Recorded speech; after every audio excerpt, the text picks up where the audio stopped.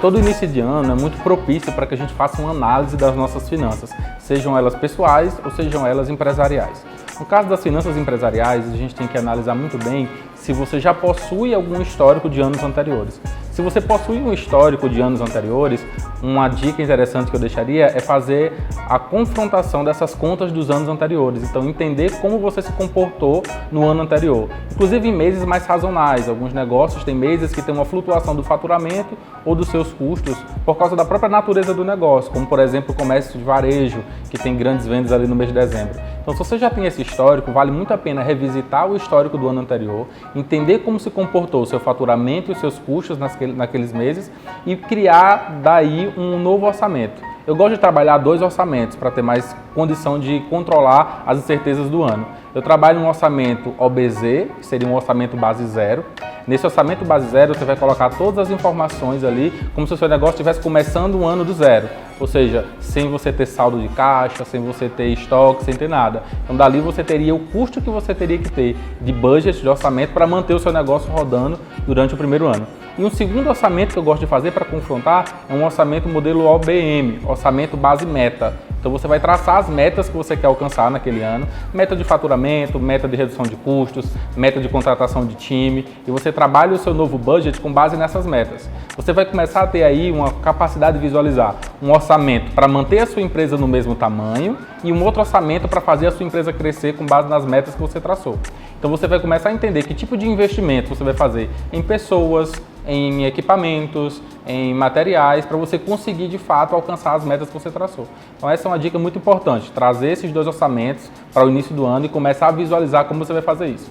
Claro, ter apenas um orçamento não é suficiente, você precisa ter recurso para tocar esse orçamento. Então é muito importante você fazer algumas análises também sobre que tipo de receitas você está tendo no seu negócio. Hoje, se você só tem uma fonte de receita, será que não existe alguma outra forma de você ter outras fontes de receita com o seu mesmo produto, como por exemplo, abrindo um novo canal de distribuição do seu produto? Se você talvez hoje só venda no mundo físico, existe uma possibilidade de você também vender no mundo digital, trazer consultores para vender o seu produto de forma terceirizada, com uma venda direta. Então existem outras formas de melhorar o seu faturamento. Isso geralmente você coloca no OBM, no orçamento base meta, que é o nível de faturamento que você quer alcançar com esses novos canais de venda e distribuição que você quer seguir.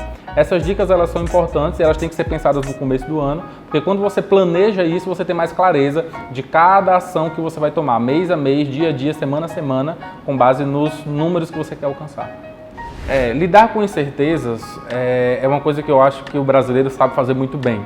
Quando a gente para entender o que é empreender no nosso país, a gente vê claramente que o empreendedor brasileiro ele lida com incertezas a todo momento. Incertezas tributárias, incertezas legais, incertezas de mercado. É comum para o brasileiro isso. Eu acho que essas incertezas que a gente tem no nosso modelo de empreender no nosso país faz com que o empreendedor brasileiro também seja mais arrojado.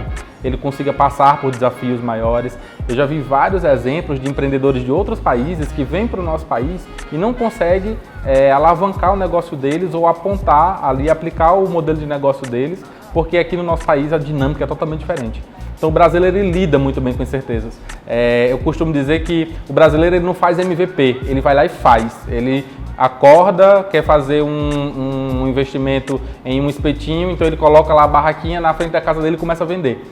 Então a gente tem um pouco dessa cultura e isso é interessante, é legal. Lidar com essas incertezas faz com que a gente consiga crescer, a gente consiga ser mais resiliente, faz com que a gente consiga inclusive ser muito mais criativo nas tomadas de decisões. Se você parar para ver as soluções que os empreendedores brasileiros dão para os desafios que nós temos, elas são as mais criativas possíveis. E nós somos naturalmente um povo muito criativo.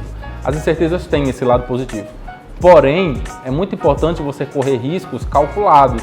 Então, eu diria que para quem hoje está empreendendo, coloque aí essas possibilidades de incerteza dentro de um padrão que você consiga acompanhar esse risco e que você consiga controlar. Exemplo, nós temos agora possíveis mudanças no nosso modelo tributário, né? Possivelmente nós teremos tributação sobre dividendos e outras situações mais que o Código Tributário possa nos trazer. Então você tem que começar a avaliar que margens o seu negócio tem para que você consiga superar essas alterações tributárias que vão vir. Isso é controlar o risco. Então você sabe que alguma coisa pode ocorrer e você tem planos A, B, C ou D para atuar quando essas coisas vierem a ocorrer. Então, esse risco controlado faz o empreendedor ele ter os dois pés no chão. Então, nós temos um mercado financeiro que é reflexo de anos anteriores e de situações que o governo ele conseguiu ajustar do seu orçamento nos anos anteriores. Nós temos agora um tripé muito positivo, que é juros baixos, inflação controlada, né, e capacidade da nossa indústria ociosa. Então nós temos espaço para aumentar nossa capacidade produtiva, porque nós temos planta industrial para isso no Brasil.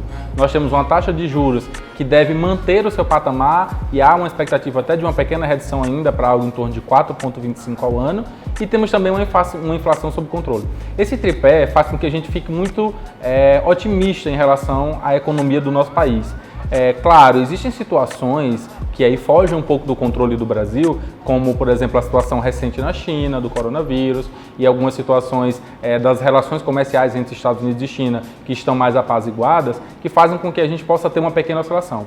Mas, via de regra, o Brasil deve viver um momento no biênio 2020 e 2021 de retomada da economia. Espera-se um PIB de algo em torno de 2,5% a 2,3% ao ano de crescimento. Isso é muito quando nós olhamos para um passado recente e percebemos o quanto a gente patinou na nossa economia.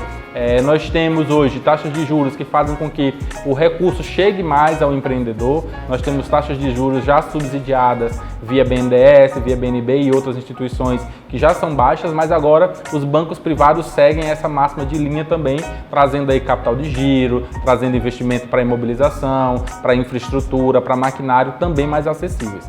A exemplo disso, alguns mercados, inclusive, já demonstraram reações positivas, como o próprio mercado imobiliário, a indústria de transformação, o mercado de locação de galpões de distribuição. Todos eles já começaram a mostrar uma retomada com base na crença desses números que nós temos.